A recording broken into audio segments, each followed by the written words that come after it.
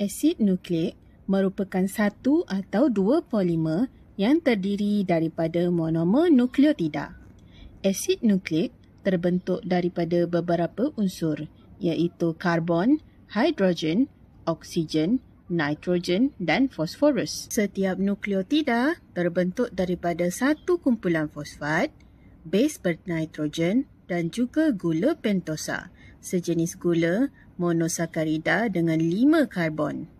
Gula pentosa yang ada dalam asid nukleik terdiri daripada ribosa atau deoksiribosa. Ribosa untuk membentuk RNA, manakala deoksiribosa untuk membentuk DNA. Base bernitrogen pula terdiri daripada adenina, thymina, cytosina atau guanina bagi DNA. Manakala dalam RNA kita akan menjumpai urasil yang akan menggantikan thymina yang kita temui dalam DNA. Asid deoksiribonukleik atau DNA terbentuk daripada dua rantaian polinukleotida yang berpintal membentuk heliks ganda dua. Kumpulan base bernitrogen pada kedua-dua rantaian polinukleotida adalah berpadanan. Base thymina akan berpadanan dengan adenina, manakala cytosina berpadanan dengan guanina. Base bernitrogen ini diikat dengan menggunakan ikatan hidrogen, di mana di antara base thymina dengan adenina, dua ikatan hidrogen, di antara base cytosina dengan guanina ada 3 ikatan hidrogen, menjadikan ikatan cytosina dan guanina lebih stabil. Bagi asid ribonukleik atau RNA, ia merupakan rantai polinukleotida tunggal ataupun satu rantai sahaja. Strukturnya terdiri daripada tulang belakang gula dan fosfat beserta base bernitrogen iaitu adenina, urasil, cytosina ataupun guanina. Terdapat 3 jenis RNA utama iaitu RNA pengutus, mRNA atau dalam bahasa Inggerisnya messenger RNA, RNA ribosom dan juga RNA pemindah, tRNA atau dalam bahasa Inggerisnya transfer RNA.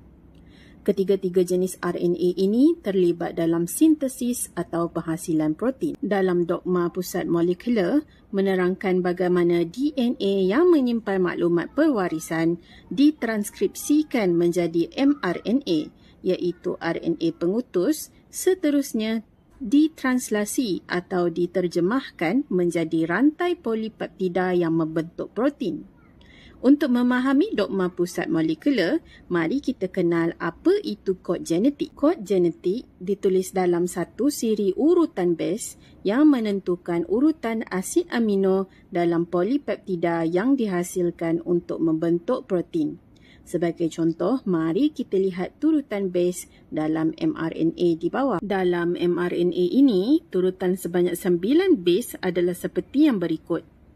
Dalam proses translasi atau penghasilan protein, ribosom akan membaca maklumat yang dibawa oleh mRNA ini dalam bentuk 3 turutan base serentak. Setiap satunya dipanggil sebagai kodon. Setiap satu kodon mewakili satu asid amino. Ini bermaksud apabila terdapat 9 turutan base, terdapat 3 kodon dan mungkin terdapat 3 asid amino yang akan dihasilkan dalam rantaian polipeptida itu. Untuk mengetahui asid amino apa yang dihasilkan, kita boleh merujuk kepada jadual kod genetik. Sebagai contoh, kodon AUG merujuk pada asid amino metionina. Kodon CGA merujuk pada arginina dan kodon UAC merujuk kepada tyrosina.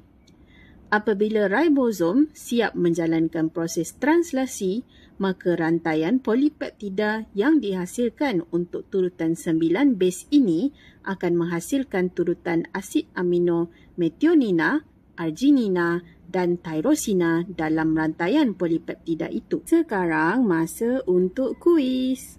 Soalan: apakah turutan asid amino untuk turutan base dalam mRNA di bawah? Anda boleh tekan pause kalau nak cuba buat soalan ini. Jawapan akan dibongkarkan dalam masa 5, 4, 3, 2 dan 1.